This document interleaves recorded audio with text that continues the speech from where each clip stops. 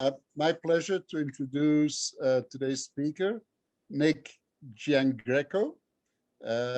Nick, as he told us just a minute ago, is from upstate New York. He obtained his bachelor's degree at the University of Rochester, and then he went down to NIH for about 2 years and was a trainee there before coming to Columbia, where he's working on his PhD in the Department of Systems Biology. And he gave a very intriguing title for his talk, using drug effects to assess developmental stages. Is that correct, Nick? Yeah, I'll explain more. Okay, good. The floor is all yours. Go right ahead. Very cool. Awesome. Thank you for having me. I really appreciate it. It's an honor, really. Okay, so let me share my screen.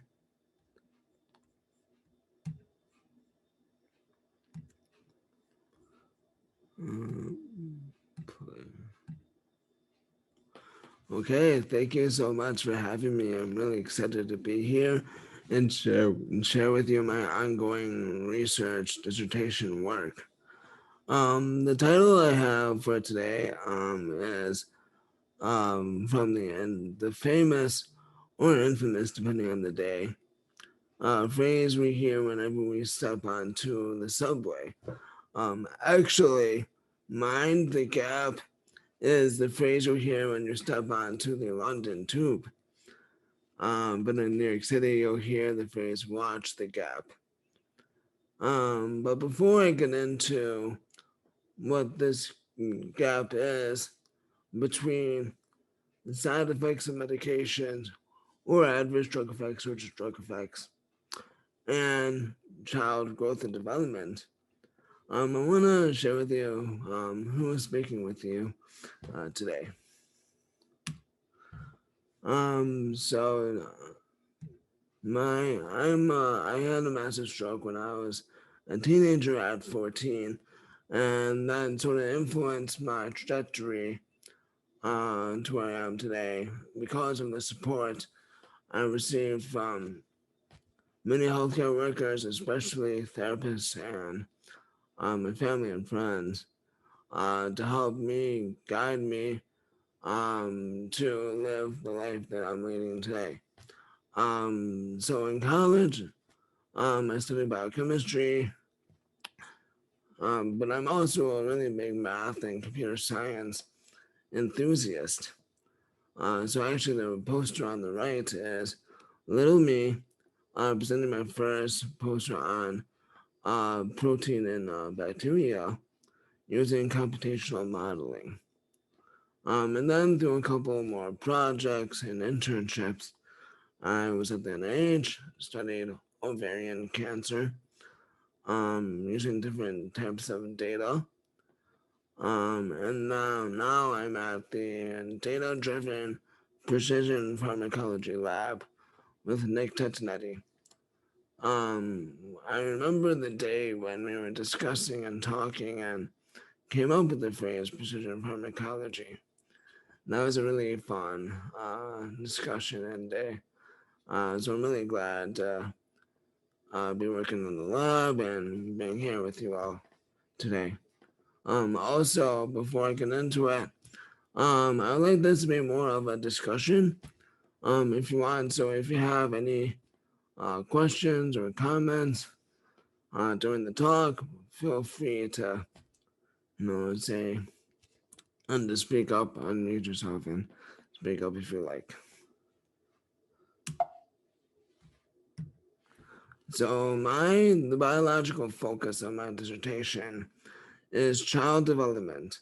So development after birth, from babies, through different developmental stages like infancy and toddler, all the way through adolescence, that leads into adulthood. Now, child development is actually really important in pediatric care and treatment. It's so important that some children's hospitals have whole teams of child life specialists and they're experts in how children developed. They understand and know the typical and atypical developmental milestones that children hit throughout childhood so that they can meet where children are throughout their care and their treatment. Um, so they have an integral part of the care and treatment children receive. Now, these developmental milestones and the stages that children go through, they reflect a type of biology that only children really go through. And I'll describe in a few examples how child development is a reflection of dynamic, meaning changing over time, processes, biological processes. Now, the paper citation on the right, lower right, is from my advisor and I. We go into more detail on how different examples of the biological processes during childhood. So if you're interested, you can check out our paper. So on multiple scales, the biological processes change over time. On the molecular scale, there's certain drug enzymes that metabolize up to 3/4 of drugs that are prescribed. These vary in over and under activity across ages. And this is most pronounced in early life, but these activity changes can happen all along childhood. On a physiological scale, and we're gonna look at puberty. Often they're described by different stages called Tanner stages, and this can last all through adolescence.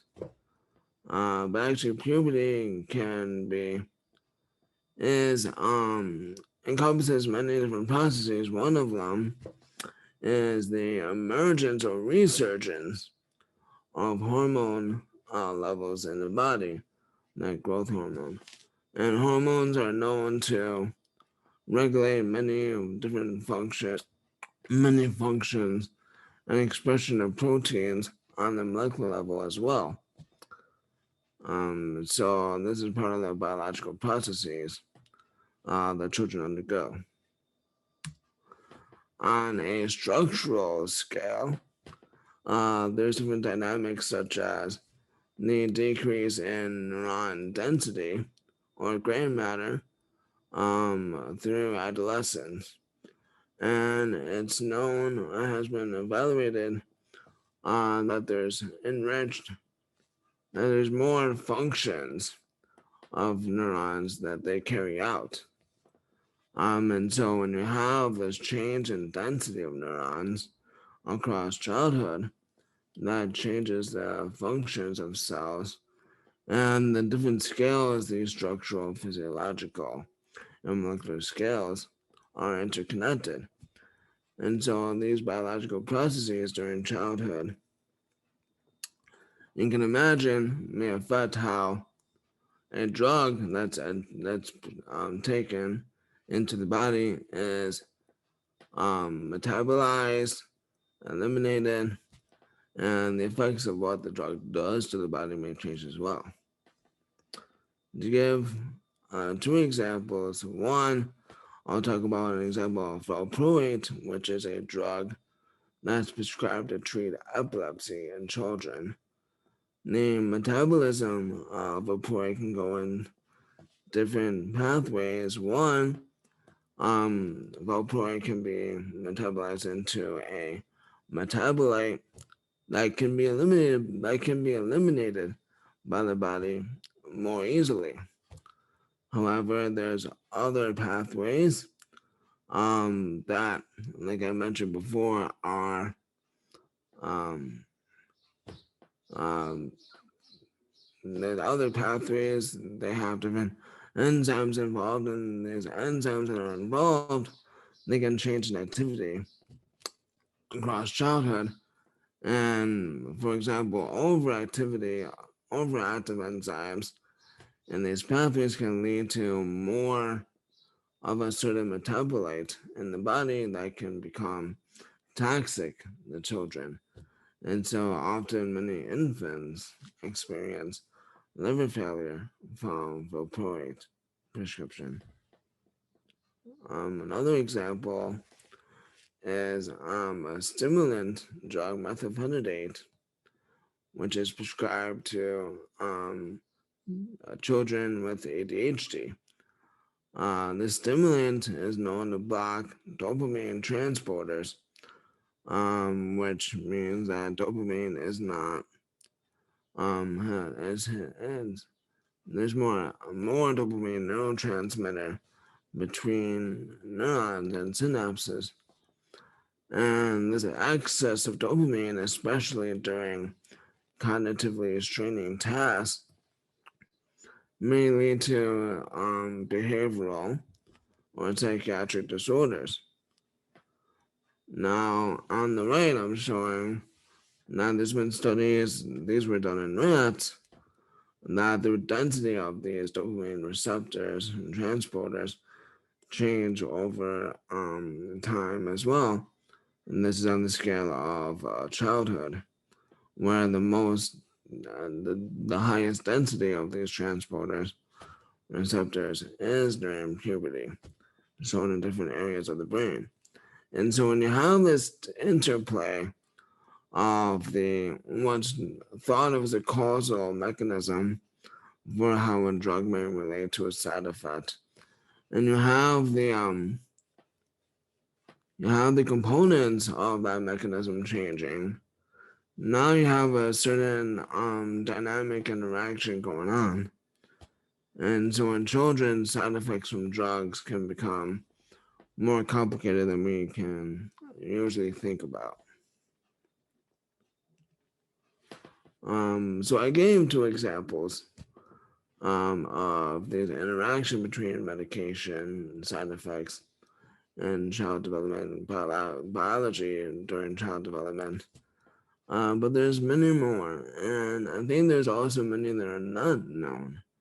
And it would be, and what we want to do, or what we want to see if we can do, is can we systematically connect or evaluate drug effects that we may observe in children and dynamic biology occurring during childhood, where we first use stages of child development as ways to, I guess, evaluate whether there might be dynamic biology occurring that underlie a drug effect. So can we systematically do this? And so we want to connect possible drug effects that we see during childhood, and we want to ask questions like, when are medications most risky during childhood?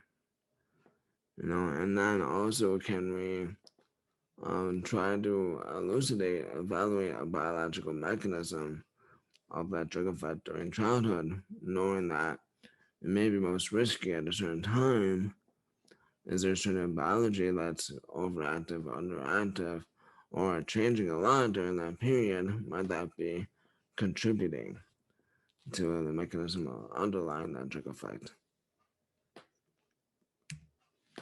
So our approach in our lab, we use lots of data, and this data is mostly retrospective. We collect it from different sources, and there's a lot of it. And we then use informatics methods, informatics or statistical methods, computational methods are all like the same, similar. We use methods applied onto data, and I'm doing this to address this gap between side effects we may see in children and biological processes during growth and development. But I like to analogize that data is like a haystack. There's a lot of it. Well, there could be a lot of it. We have data that's a lot, but it's also messy. We have to clean it in order to either clean it with our methods or clean it first before we apply our methods. In my case, it was both. I won't go into all the details of how to do this cleaning, but these methods, like I said, they call it informatics. You can also call them machine learning methods, AI methods, or whatever your favorite buzzword is.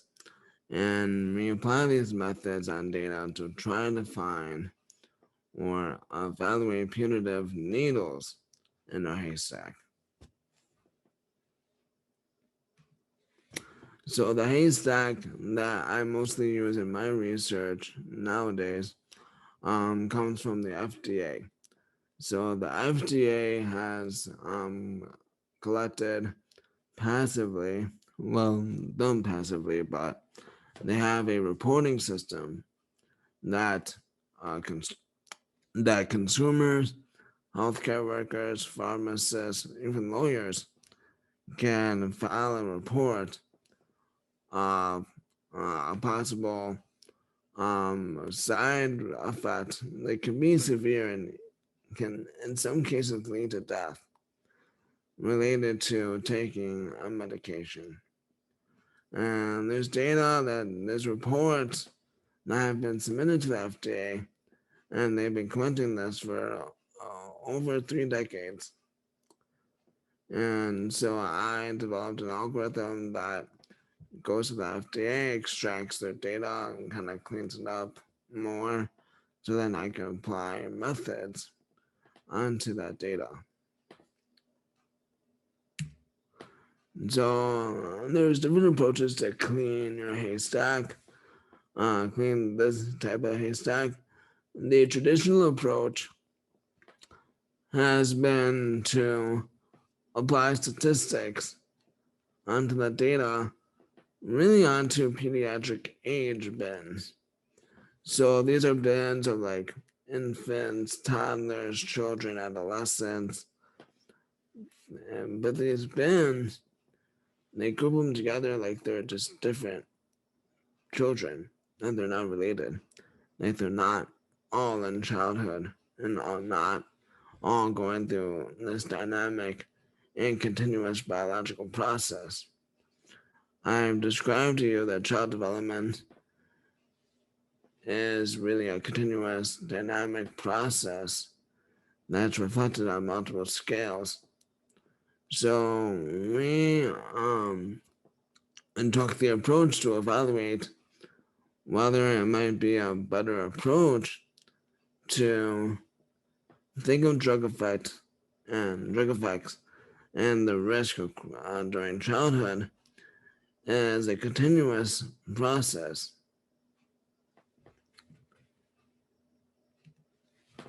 So our approach to clean the haystack, like I just said, considers all of childhood. So we include all the data on pediatric patients during childhood, from babies all the way through adolescence. We assume that side effects from medications, drugs, is dynamic, is continuous, and changes over time during childhood. And this allows, and we can do this because we are sharing information on children taking drugs and maybe having side effects. And we're sharing that across all of childhood. And so these reports have many characteristics of children. Like they could be taking many drugs and observing many side effects. They could be of certain drug classes.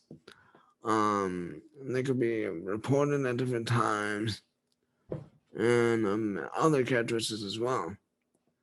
And so we wanted to leverage all the information that's provided on children across childhood and use that to estimate dynamic drug effect risk. So I'll just give a little tidbit on the methods that we're using. I'm using generalized additive models. They've been my new favorite model to use these days. And I'll tell you why. So GAMs, these models, they detect flexible associations from nature. So they were developed for detecting this natural phenomena that might be occurring in nature. And so these models, because of that, they're common in ecological studies and environmental studies. So if you want to estimate the distribution of species in a geographical area, or if you want to understand or evaluate environmental risk factors that may be leading to urban rat infestations, these models are used by many researchers and a lot of companies too. And that's because GAMs model relationships across space and time.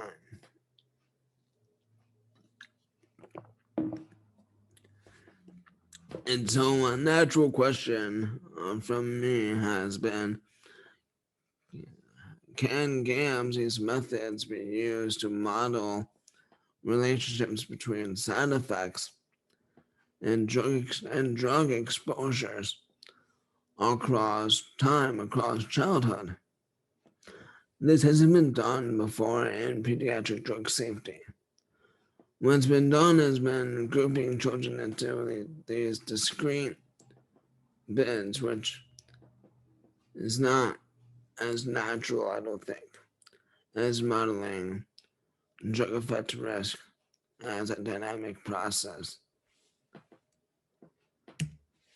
But we carried out a study to evaluate how GAMs detect flexible drug effect risks. So on the left are two examples of drug and a adverse event. Let's see then. Sorry. On the left, you'll see two examples of drug medication, Methylpenidate, which is given to children to alleviate symptoms from asthma, and two psychiatric disorders. And this is from a consortium. They found this medication and side effect to be clinically relevant and occurring in Europe.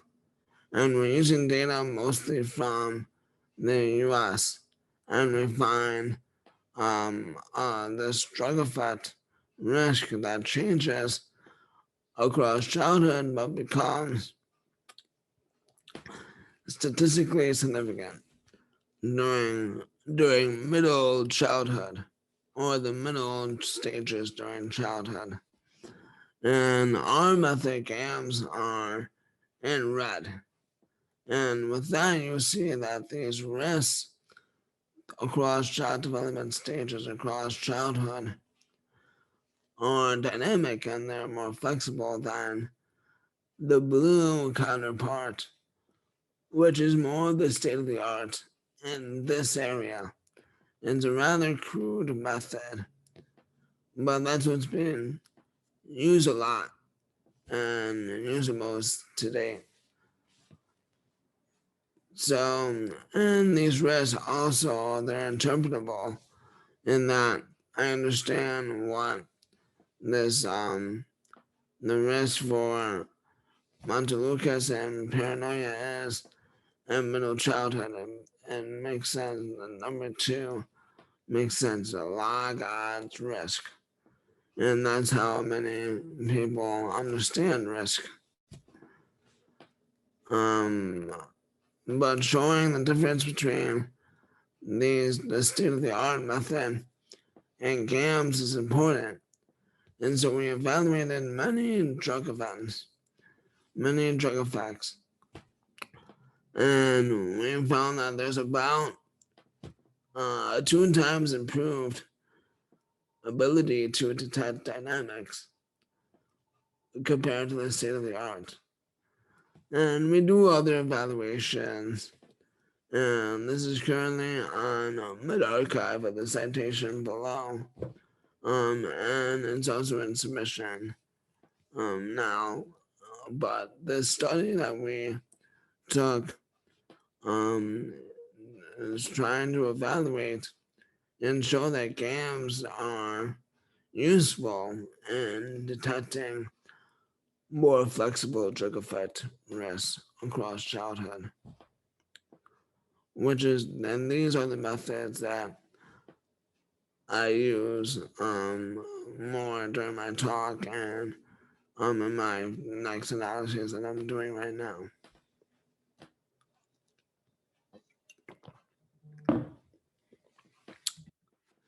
So now we observe a lot of drug effects and the data set from the FDA.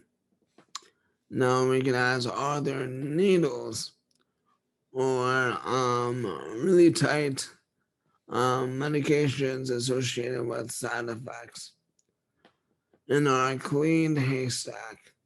So we apply some pre-processing methods onto the data, and then we apply the methods, GAMs, onto this data, and with a few other tweaks and bells and whistles to these models, we can generate a graph as you see on the top right, where we have the risk scores normalized between 0 and 1, so you can see them on the y-axis, and on the x-axis you have the different child development stages all the way from term neonates or babies all the way through late adolescence.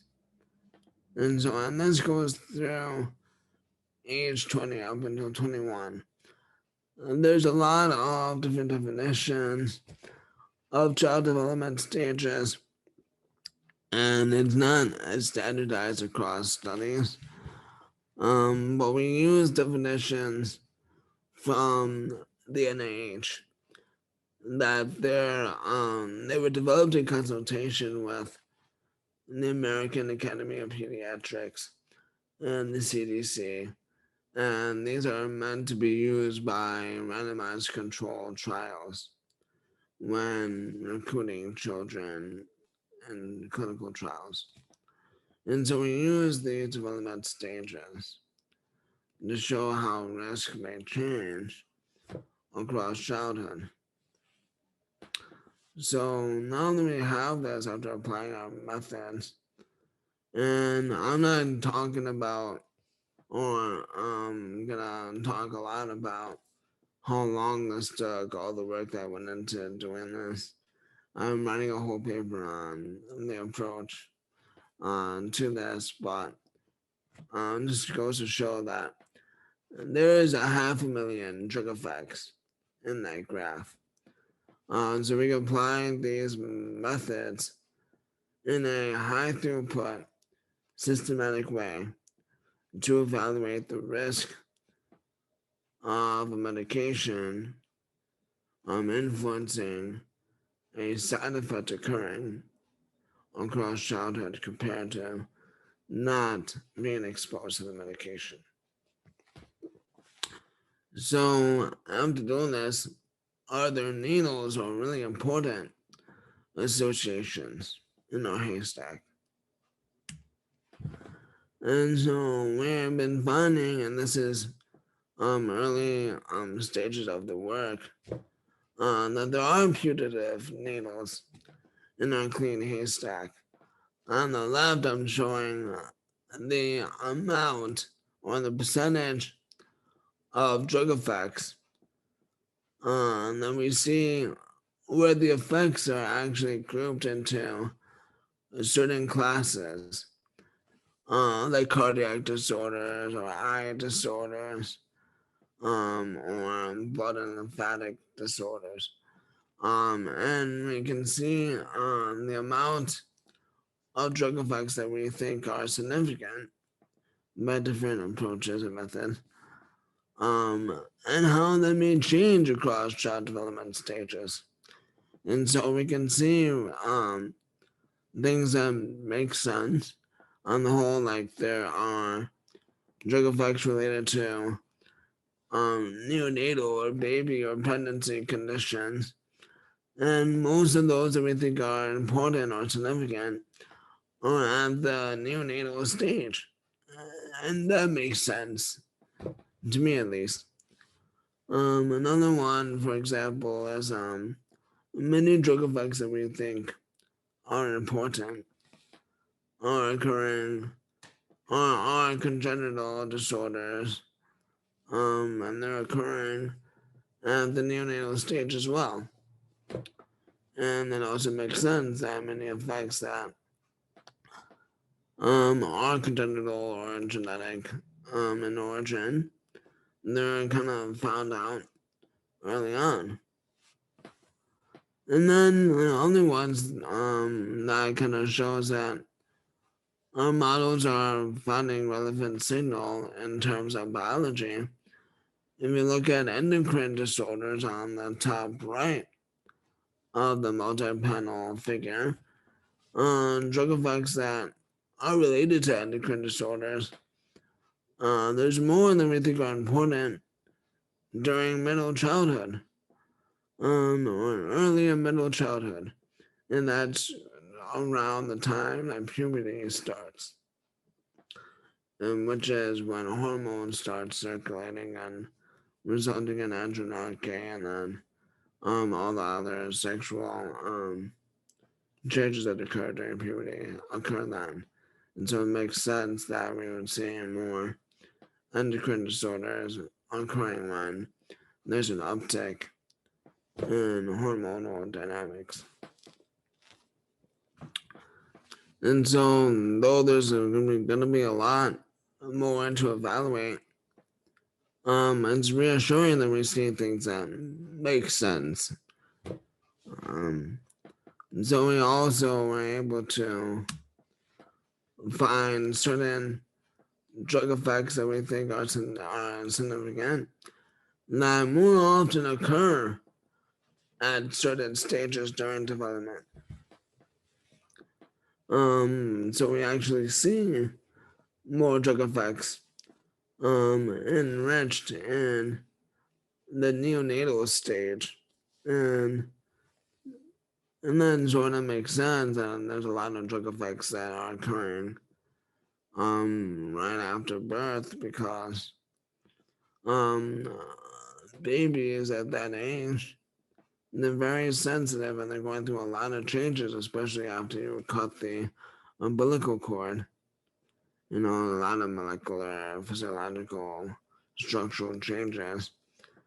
And those are medications having been tested in trials often in these young children. And so it makes sense that there would be more reports of drug effects for babies and then other stages. But we do see that then you have an uptick in middle childhood, which may say that it's important to understand that drug effects may be occurring because during puberty there's a lot of changes in our body, and that may affect how we respond to drugs.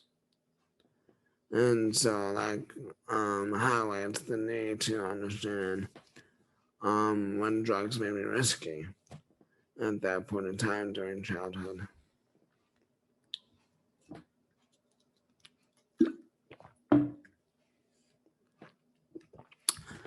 Another question that we're asking, like on the right, you can see that there's two really dark bands. There's an increasing pattern across childhood, where that's saying pretty much that the older the risk increases across childhood. And then there's another really dark, and then there's another really dark band occurring from the neonatal stage and decreasing through adolescence. So we can visually see that that might be an important pattern to evaluate. But there's also other patterns that are in that graph, like there may be this plateau structure where most of the risk occurs during the middle stages of childhood and less so during the later or the earlier stages. And then the opposite of that, or there may be things that there may be patterns that aren't as intuitive. And so we can ask, are there other patterns? And use methods that let the data guide us and tell us what patterns may be there, instead of us assuming what the patterns are already. And so I developed different clustering methods and algorithms and evaluated these algorithms that find patterns. And they're called clustering algorithms. And I applied different algorithms on the data and chose the one that did the best and applied that on to all the 500,000 trig effects that we observed.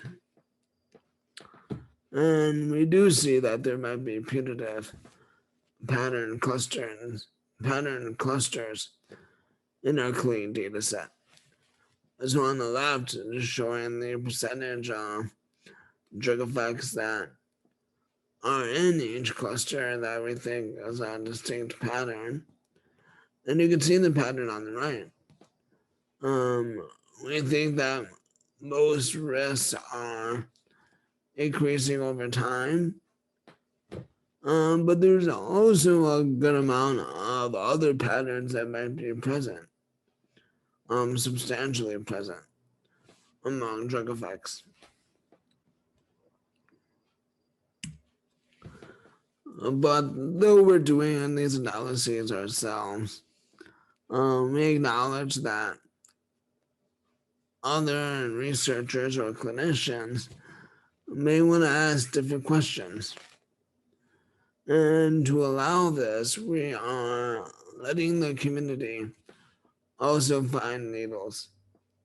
And we're doing this by creating a database that integrates information about side effect classes, drug classes, information about drug pharmacology, like what are drug targets and metabolizers, and also information about the relevance during childhood for side effects or drugs. And that can come from different consortiums, like here I show the Global Research and Pediatrics Consortium has information on, what drug effects may be more important to evaluate or identify.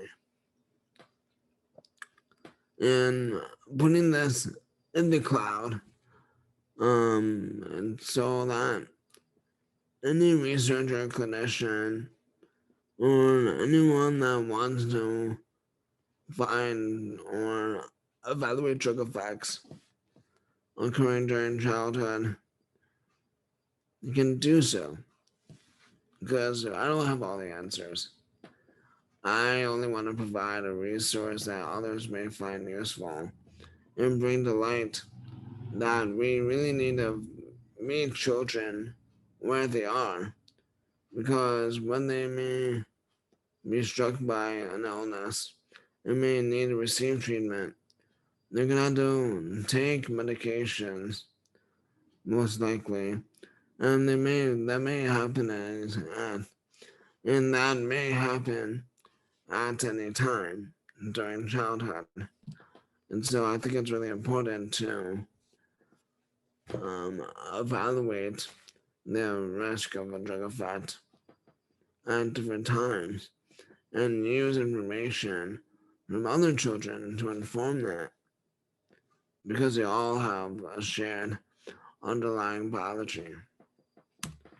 And from this database of pediatric drug effects, we can do things like evaluate which drugs may be most likely to contribute to liver toxicity, and that may inform safety endpoints in trials, or investigation by other researchers to do follow-up studies. Another use of this database could be finding which players that a drug targets or is metabolized by, which of those may be most likely contributing to a risk during child development. And then maybe if other drugs that we haven't observed yet, if they share the same pharmacology, we may ask more questions about, is that drug actually more risky or not? Or maybe that will elicit more concern and care in how we prescribe medications to children. So thank you for listening to my research talk, my ongoing research. I'm happy to take any questions you may have. And this is my lab at a ski retreat a month before the pandemic started. So thank you very much. Happy to take questions. Thank you very much, Nick. Very interesting. Let me start with a question then. So you developed or you observe these various patterns across childhood. Is there a lesson going forward in structuring research based drug research, drug pharmacology research based on the patterns that you've developed, that they would be targeted for specific developmental stages because they're more sensitive to a particular problem? Yeah, I mean, that's a really good question. Usually in drug development, from what I've seen and read about, a lot of the preclinical studies that are done, there is a test that, or multiple tests that evaluate developmental toxicity. But development, like in other contexts, is used to relate to embryonic development, mostly that I've seen. And there isn't many indicators during this process that they can be useful to children at different development stages. I mean, there are ways to evaluate whether the disease prevalence is high in kids at different time points. And I'm not sure if there's really been a way to inform whether certain drugs may be more risky. maybe inform other drugs may be more risky at certain points during childhood.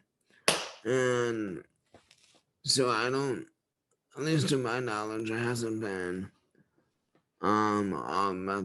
approach or resource that has provided this information before. But I could be wrong. Also, this is I like to acknowledge this is retrospective data. So this is after a drug has been marketed, and we observe these things, and then they may be on the label of a drug. But so a lot of safety concerns or efficacy on medications for kids, those are really evaluated after the fact, after they're developed. It might be helpful to have input during drug development and add it to the label instead of having physicians prescribe drugs off label. Only then to find that these drugs used in children at certain stages don't tolerate them as well. That might be helpful to ascertain that beforehand. Thank you. So Anybody else have? I have a question. I'm Yes, sorry, Jean. I was late, so you may have started off with this, but how do you deal with covariates and confounders with other drugs that I have two questions. Other drugs that people take. Yeah. I just have a comment that, to me, the idea that a pediatrician is prescribing to children a drug for asthma that's also used for schizophrenia and paranoia is just really scary, and I would suggest switching pediatricians. But anyhow, how do you deal with and I also, since I missed the beginning, this is kind of almost successive cross-sectional. You're not following a person longitudinally. You have slices of cross-sectional data, right? Correct. Yeah. So for number two, right, we have cross-sectional, reports. So like I was explaining that like a consumer, a parent, a guardian, a physician, a nurse may even sometimes be legally binded to report a side effect if it's severe enough to the FDA for medication that they're taking. And so that's not, other than like maybe updating the report, that's done at one point in time. And so there's no longitudinal reporting going on. So yes, cross-sectional. And then for the covariates, I skipped over that. But yes, we do. We do account for covariates. The way we do that, and that really hasn't been like I was describing before, the state of the art method bends children into discrete, unrelated cohorts and applies methods to that. And sometimes those children in those bins may be matched.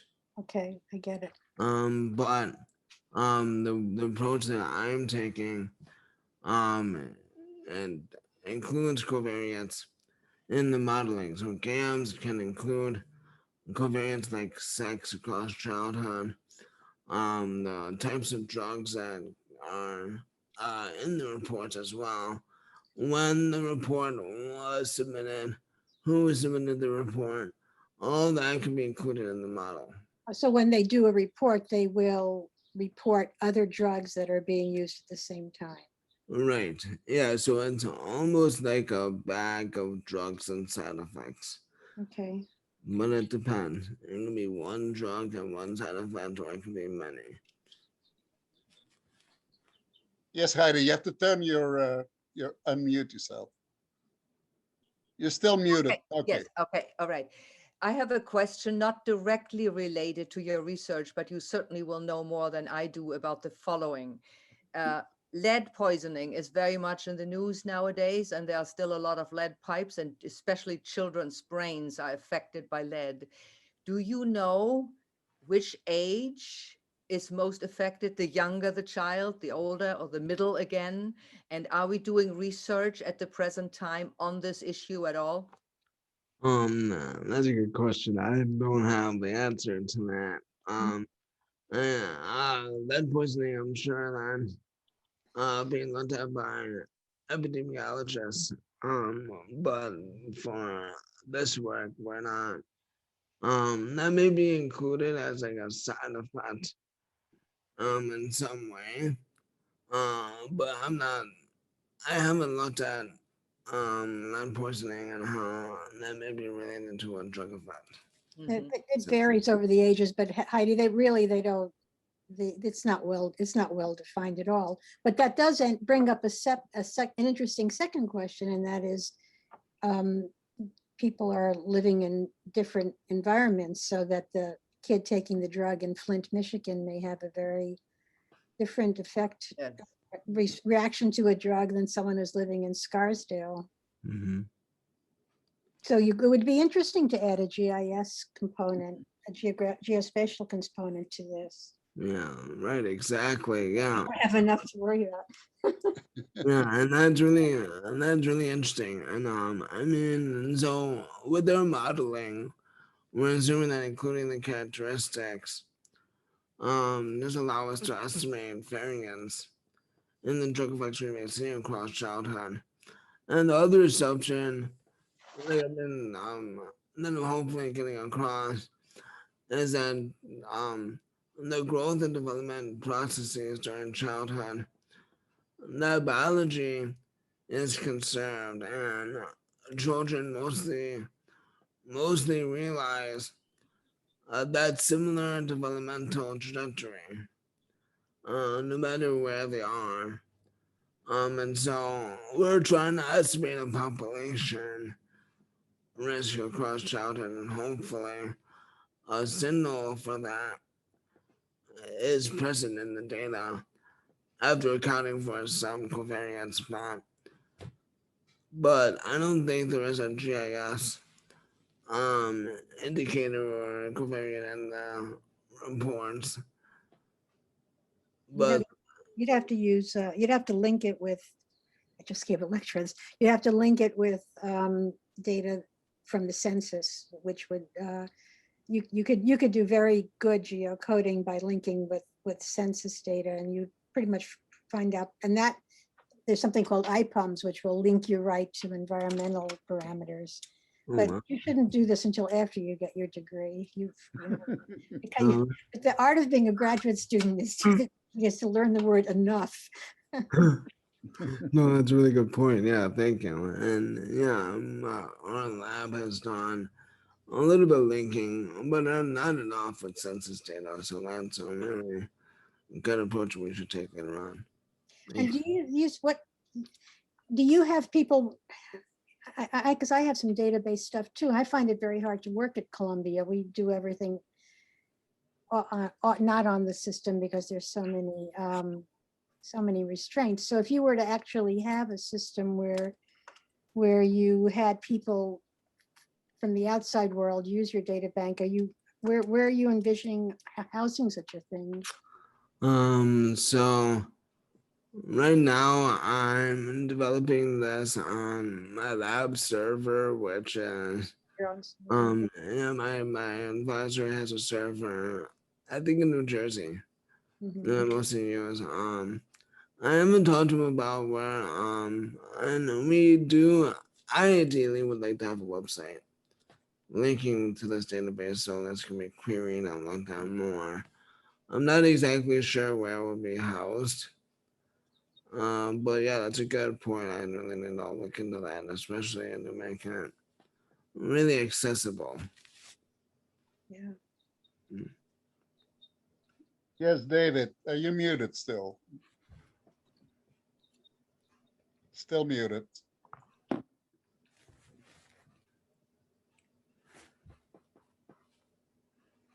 left lower corner, you should be able to.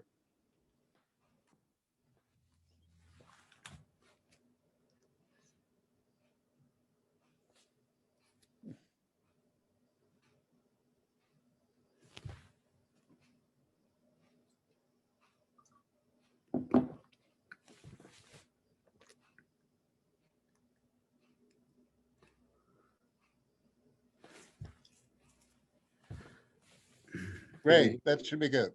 Can you hear me now? Thank you. Yes, yes, we can hear you. Nick, thank you very much. Very excellent talk. Do you use electronic, you said you use the FDA reports. Do you use electronic medical records in your retrospective studies? Short answer, no, but and that is the next step we wanted to intake. That's a little bit different in that EHRs, and they're really good with longitudinal data. And so we want to take an approach that leverages that, and that they are not just snapshots, but individual patients over time. But this research, I haven't used EHRs yet, but I do want to do that because we really want to capture effects that are clinically relevant, and so that it may be more applicable to the clinicians and pediatricians and others. So that's definitely on our docket. Great. Any other questions? All right, well, thank you very much, Nicholas. This was really an outstanding presentation, and wish you good luck with your PhD. I guess the end is in sight. Right? Yeah. Oh, thank you so much. I really appreciate it. Good luck. Yeah, Good luck. And Excellent. thank you very much. and thank All you. right, goodbye, everybody. Thanks a lot. Goodbye.